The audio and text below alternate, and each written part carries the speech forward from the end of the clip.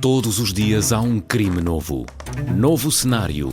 Novos suspeitos. Novas pistas. Sudocrime, o novo jogo do Observador. Descubra quem foi com a lógica do Sudoku e faça justiça pela sua cabeça. Na secção Jogos em observador.pt ou na app. E o livro com 100 jogos já em pré-venda.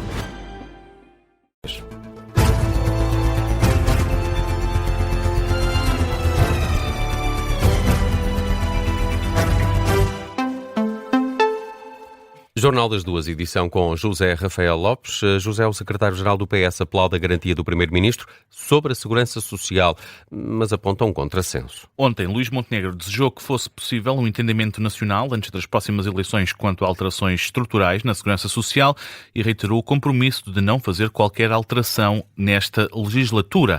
José Luís Carneiro ficou satisfeito com estas palavras do primeiro-ministro, mas aponta um contrassenso entre o que disse Luís Montenegro e o que disse a comissária europeia Maria Luísa Albuquerque. É preciso saber, afinal, qual é a posição do Governo sobre esta matéria. Contudo, o facto do Primeiro-Ministro ter dito que nesta legislatura não corresponde a uma garantia que eu próprio tinha pedido, nomeadamente em relação ao modo como iríamos olhar para a proposta do Orçamento do Estado. E isso em si é positivo. Mas chama a atenção que foi o Governo que encomendou o estudo e também é quem o governo português indicou para representar Portugal na Comissão Europeia, que tenha uma proposta que abra as portas à privatização da segurança social. Palavras de José Luís Carneiro no último dia da rota pelo interior e pela cooperação transfronteiriça que o secretário-geral do PS tem estado a fazer pelo país nos últimos dias. Luís Neves garante que o reforço policial de 200 agentes já está no terreno, ao contrário do que disse esta semana Carlos Moedas. O presidente da Câmara de Lisboa, no início desta semana, anunciou que o ministro da Administração Interna ainda não tinha avançado com esse reforço. 200 agentes da PSP em Lisboa. Carlos Moedas disse mesmo que era a altura do governo cumprir a promessa. Em resposta ao Observador, o gabinete de Luís Neves rejeita as afirmações do autarca, diz que o reforço do policiamento em Lisboa já está a ser concretizado desde junho. O ministro da Administração Interna acrescenta ainda que está em marcha um trabalho mais estrutural para garantir a segurança na capital portuguesa, nomeadamente, diz o gabinete de Luís Neves, um plano de reorganização da rede de esquadras de Lisboa que vai ser apresentado em breve à autarquia. O plano é libertar mais polícias para as funções operacionais de patrulhamento e de proximidade. Para o Presidente da Câmara de Lisboa, a solução para a insegurança na cidade passa por uma medida em concreto, ter mais polícias na rua. Em maio, o Primeiro-Ministro prometeu que esse era o caminho a seguir, mas passado 4 meses, Carlos Moedas está impaciente com a demora, diz que o reforço policial ainda não foi feito, situação desmentida pelo gabinete do Ministro da Administração Interna. Já o Ministro da Coesão Territorial e Economia diz que o PRR está totalmente concluído. Manuel Castro Almeida assegura que Portugal vai cumprir todos os marcos, todas as metas, mas deixa um aviso: o país vai ter de começar a usar o Orçamento de Estado para alavancar o investimento público. Manuel Castro Almeida recorda que durante a execução do plano foram feitas 2 reprogramações para ultrapassar alguns excessos de otimismo. Ainda assim, o Ministro revela que as verbas a fundo perdido provenientes de Bruxelas e os empréstimos contratados estão cumpridos. O PRR está totalmente concluído. Portugal cumprirá 100% dos marcos e metas do PRR.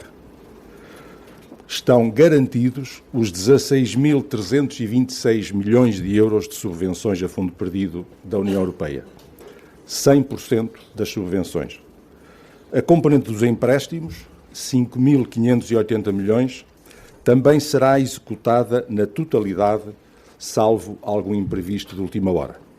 Palavras em conferência de imprensa. Hoje, Manuel Castro Almeida a fazer esse balanço do PRR que vai ser 100% cumprido, diz o Ministro da Economia.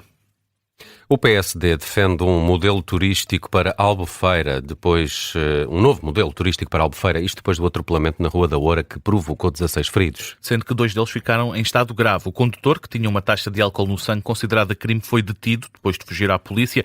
Está em prisão preventiva. Este atropelamento levou o PSD a pedir uma reflexão sobre novas medidas para o turismo no concelho. O partido defende uma mudança do modelo turístico de Albufeira com uma aposta num turismo mais qualificado, controlado e sustentável. sustentável, quer também reforçar a segurança, recuperar algumas zonas da cidade para famílias e residentes e combater comportamentos que prejudiquem a imagem do concelho. O PSD considera que esta mudança deve envolver o Governo, a Câmara Municipal, empresários, forças de segurança e também a população. A Segurança Social já tinha sinalizado o caso de uma médica que passava atestados médicos para reformas antecipadas. É uma informação avançada à Rádio Observador pelo presidente do Instituto de Informática da Segurança Social. Em causa está essa médica de Benavente que viabilizava reformas por invalidez a troco de 1.000 euros. O Tribunal Central de Instrução Criminal indiciou hemonomia por falsificação de documentos, fraude à Segurança Social e burla qualificada. O presidente do Instituto de Informática da Segurança Social, Luís Farrajota, diz que este caso já estava sinalizado. Quando o caso se tornou público, da nossa parte isso já tinha sido evidenciado e, enfim, o sistema já estava a funcionar em função dessa, se quiser, dessa alarmística, porque é assim que nós funcionamos. Ou seja, o sistema já tinha dado sinal. O sistema já tinha dado sinal, a Segurança Social já tinha encaminhado o assunto, porque aqui temos... Depois, dentro da fraude, e quando detectamos isto, temos várias dimensões de atuação. Uma é operacional, o que nós fazemos é suspender de imediato o pagamento de uma prestação, uma pensão, seja lá o que for.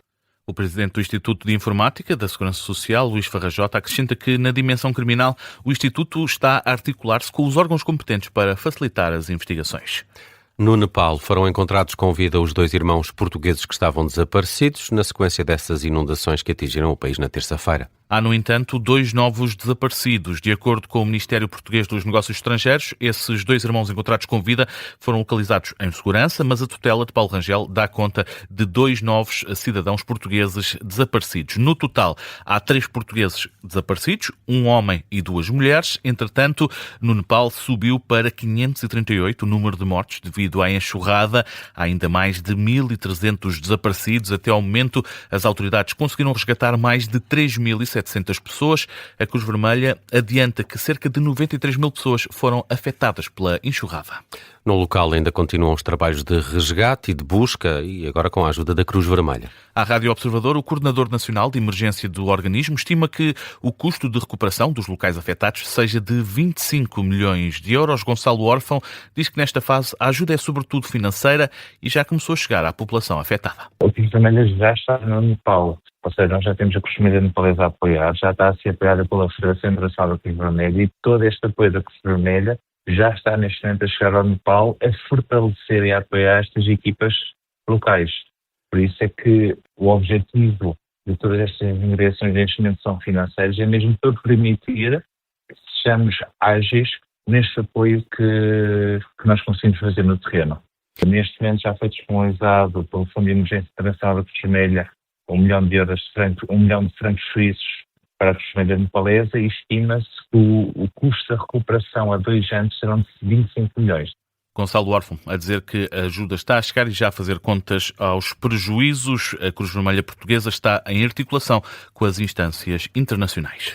No desporto, Benfica, Torriense e Braga já conhecem os adversários na fase de Liga das respectivas provas europeias. Benfica e Torriense vão jogar Liga Europa, Sporting Braga está na Liga Conferência. João Lourenço, vamos conhecer os adversários das 3 equipas portuguesas, sendo que os encarnados vão encontrar algumas caras conhecidas pelo caminho. O sorteio ditou que os encarnados viajam até Milão para defrontar o AC Milan e reencontrar Ruben Amorim e Gonçalo Ramos. O pote 1 também deu o duelo caseiro frente aos neerlandeses do AZ Alkmaar. No que toca a desafios no Estádio da Luz, os encarnados ainda recebem os polacos do Lech Poznan, os escoceses do Celtic e os gregos do Ofi Creta. As restantes viagens europeias estão marcadas para a Chequia, para defrontar o Vitória Pilsen, para o Chipre, para jogar frente ao Omonia e para os Países Baixos para defrontar o NEC Nijmegen. Vamos ao estreante torriense, que tem pela frente emblemas com bastante história no velho continente. Recebe em Leiria o Olympiacos, o Celtic, o Sunderland e o Arat Arménia. Viaja até ao terreno da Real Sociedade, do Ferencváros da Hungria, o Lech Poznan da Polónia e o Lillestrøm, da Noruega. Descemos até à Liga Conferência, onde o Braga tem apenas 6 jogos. Recebe o Gent da Bélgica, o KuPS da Finlândia e o Egnatia da Albânia. Tem todas as viagens marcadas para a Escandinávia. Vai à Dinamarca defrontar o Copenhaga e o Aarhus e à Noruega defrontar o Brann.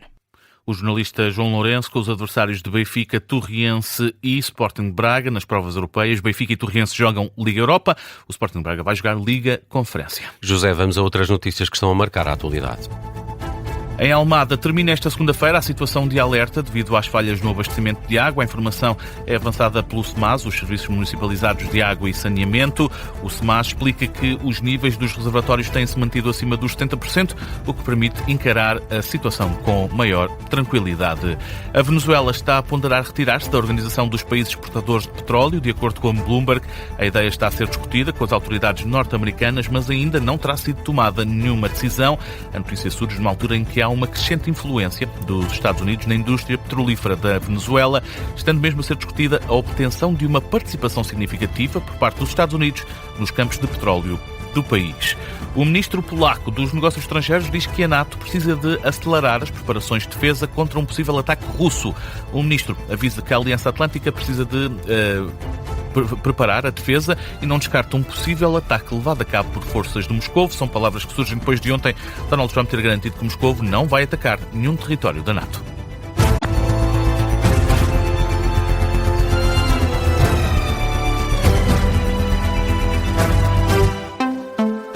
Este programa tem o apoio de BetClick.